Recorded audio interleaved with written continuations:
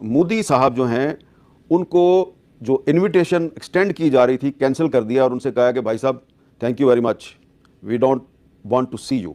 G7 ममालिक के इजलास में भारत इतने सालों से हर साल इसको अटेंड कर रहा है, लेकिन इस बार पहली दफा ये हुआ है कि भारत को अभी तक दावतनामा एक्सटेंड नहीं हुआ है और इजलास होने में कुछ ही दिन रह गए हैं।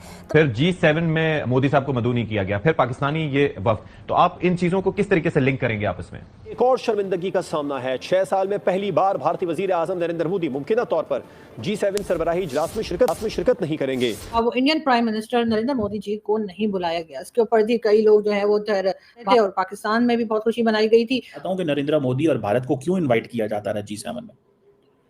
देखें, India is a growing geopolitical and economic influence तो इंडिया का है।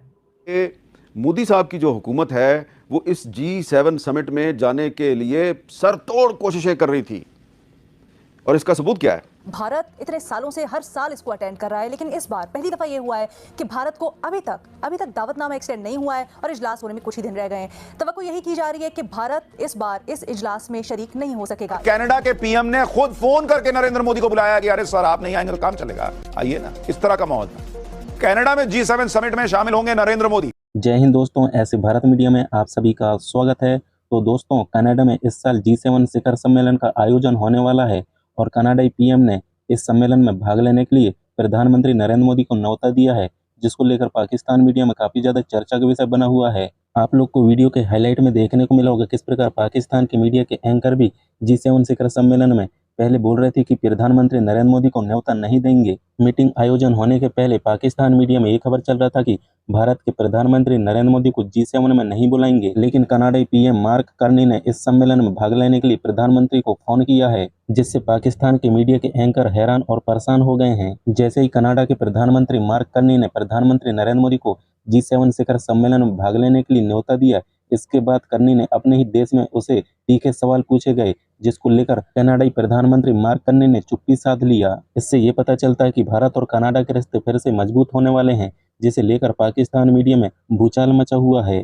कनाडा के पीएम मार्क कार्नी ने पाकिस्तान के मुंह में थप्पड़ जड़ दिया है और जवाब देते हुए साफ कह दिया कि कुछ देशों का साथ होना बहुत जरूरी है और भारत दुनिया की चौथी सबसे अर्थव्यवस्था वाला देश बन गया है। इसके साथ ही उन्हें निज्जर की हत्या पर किसी तरह की भी टिप्पणी करने का साफ इनकार भी कर दिया है। आप लोग को वीडियो के आगे देखने को मिला होगा किस प्रकार पाकिस्तान के टीवी एंकर ये खुशियां मना रहे थे कि G7 सम्मेलन में भारत के प्रधानमंत्री मोदी को न्योता नहीं देंगे, लेकिन कनाडाई प्रधानमंत्री ने सीधे मोदी को कॉल कर लिया और न्योता भी दिया। तो आप लोग ये पाक मीडिया रिएक्शन पूरा अंत तक जरूर देखिएगा, पाकिस्तान मीडिया से इस पे क्या प्रतिक्रिया आता है। अब Indian prime minister Narendra Modi ji को नहीं बुलाया गया, इसके ऊपर भी कई लोग जो है वो भारत से भी जश्न मना रहे थे और पाकिस्तान में भी बहुत खुशी मनाई गई थी। और हमारे जैसे जो लोग थे, हम थोड़ा सा बैलेंस रखने की कोशिश कर रहे थे, तो हमने कहा भाई अगर इन्विटेशन आ भी जाता तब भी मोदी जी नहीं जाते, इसलिए कि जिस तरह के टर्म्स रहे हैं पिछली गवर्नमेंट जो कनाडा की थी या जो पहले प्राइम मिनिस्टर रहे ट्रूडो साहब, तो अजीब सा नाम इनका, मुझे लगता है इनका नाम अजय या विजय होना चाहिए था, लेकिन खैर जस्टिन ट्रूडो के लिए भी हमने कहा कि जी क्योंकि उन्होंने तरह तरह के एलिगेशंस लगाए भारत की हुकूमत पे, तो जाहिर है कि अगर इन्विटेशन आ भी जाता तब भी मोदी जी ना जाते। और अभी तो खैर बिल्कुल गए ही नहीं है, लेकिन खैर मोदी जी ने दोनों लोगों को जो है जो कि बिल्कुल से नेगेटिव बात कर रहे थे उनको भी रिजेक्ट कर दिया, यानी कि उनको भी गलत साबित कर दिया। और जो लोग ये कह रहे थे कि अगर इन्विटेशन आ भी जाता तब भी ना जाते, ऐसा सिर्फ पाकिस्तान से ही नहीं, भारत से भी कई जर्नलिस्ट दोस्त जो है हमारे वो उस किस्म के ट्वीट्स लगा रहे थे। तो हमने कहा चलो हम भी ये कह देते हैं।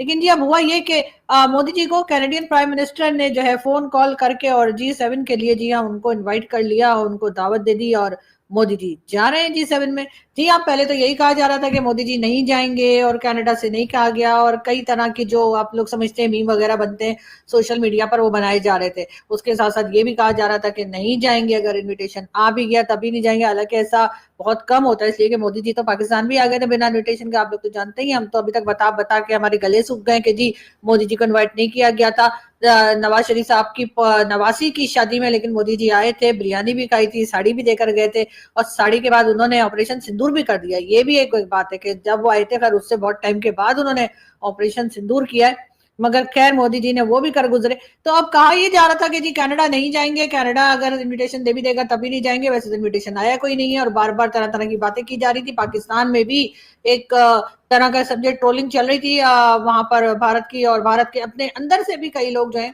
वो कुछ इसी किस्म की बातें कर रहे थे कि हाँ जी अब तो कोई बुला नहीं रहा है और इनविटेशन नहीं आ रहे, तो अब यकीनन वो तमाम लोग जो है अब ये सोच रहे होंगे कि अब क्या करें। इसलिए कि जी अब जो है वो ना सिर्फ ये कि कैनेडियन प्राइम मिनिस्टर ने जो है वो मोदी जी को इनविटेशन दे दिया है, बल्कि ये कि फोन कॉल करके इनवाइट किया ताकि मोदी जी ये ना कहें कि कोरियर वाला जो था वो कार्ड कहीं और डाल के चला गया, तो वो सिस्टम ना हो। या फिर ये भी ना कहें कि जी हमने ईमेल, आजकल तो ईमेल भी कर देते हैं ना लोग, ईमेल कर देते हैं, व्हाट्सएप कर देते हैं, तो लोग कह देते हैं हमें तो ईमेल मिला ही नहीं, या हमें तो जी व्हाट्सएप मैसेज आपका आया ही नहीं, तो इस किस्म की भी कोई बात ना हो सके। तो इसलिए एहतियात के तौर पे कैनेडियन प्राइम मिनिस्टर ने बाकायदा फोन कॉल करके और प्राइम मिनिस्टर मोदी को इनविटेशन दिया है G7 समिट का। तो बहरहाल मोदी जी ने भी फौरन ही टाइम जाया किए बगैर ही हाँ कर दी कि बस मैं अभी आया। और जी अब मोदी जी जा रहे हैं, इजलासों में बुलाए गए हैं, उनकी बहुत ज्यादा रेलिवेंस रही है, लेकिन कहा जा रहा है कि इस दफा कनाडा के अंदर जो G7 हो रही है उसमें उनको इनवाइट नहीं किया जा रहा, और ये 15 से 17 जून के दरमियान ये हो रही है। इसकी बहुत सारी वजूहात हैं। पहले तो मैं आपको ये बताता हूं कि नरेंद्र मोदी और भारत को क्यों इनवाइट किया जाता रहा G7 में। देखें, India is a growing geopolitical and economic influence तो इंडिया का है। जियोपॉलिटिकल इन्फ्लुएंस इंडिया का कॉम्प्रोमाइज हुआ है ऑन पर्टिकुलर लाइंस, लेकिन इकोनॉमिक इन्फ्लुएंस स्टिल देयर। पहली बात है कि इंडिया $4 ट्रिलियन की इकोनॉमी, दुनिया की चौथी बड़ी इकोनॉमी, बड़ा मुल्क, बड़ी मार्केट, ठीक है जी। स्ट्रेटेजिक रोल इंडिया का अमेरिकन एंड वेस्टर्न कंट्रीज बढ़ाना चाह रहे थे, लेकिन जियोपॉलिटिकली समहाउ इंडिया को कॉम्प्रोमाइज कर दिया गया है। वो कैसे? इंडिया ने जो ट्रांसनेशनल रिप्रेशन शुरू किया कनाडा में, जहाँ पे इंडिया के वो जस्टिन ट्रूडो ने कहा कि जनाब ये तो हमारे बंदे मारते हैं आके यहाँ पे, आपको याद होगा, ही डिड से दिस। जस्टिन ट्रूडो ने जो आके बात की थी, उसने कहा था कि ये तो हमारे बंदे आके मारते हैं यहाँ पे, तो हम इनको कैसे अलाउ करें? How can we allow them? समझ आ रही है आपको बात की? How can we allow them? So American ने भी कहा, पाकिस्तान की तो चलो कोई नहीं, इंडियंस का जब दिल करता है पाकिस्तान में घुस के मार देते हैं, उसको तो आपको पता ही है। उन्होंने अपना नेटवर्क बनाया, दुनिया हमारी बात को मानती नहीं थी, अब दुनिया खुद ही मान गई सारी बात को। दूसरी बात अहम ये है, ना पाकिस्तान की फौज कंट्रोल कर पाई, ना पाकिस्तान की पुलिस इन डेथ स्क्वाड्स को कंट्रोल पाई। ये अननोन गनमैन जो पाकिस्तान में लोगों को मार देते हैं, ये ऐसे नहीं मार सकते जब तक नरेंद्र मोदी की अप्रूवल ना हो और भारत की डीप स्टेट इसमें इन्वॉल्व ना हो, ऐसे नहीं हो सकता। एंड जियोपॉलिटिकल रोल इंडिया का as a major non western power बढ़ रहा था, और ये समझा जा रहा था कि इसकी हमें बहुत ज्यादा जरूरत है। अमेरिकन भी बैक ट्रैक कर गए हैं इंडिया से, just to tell India, give India message.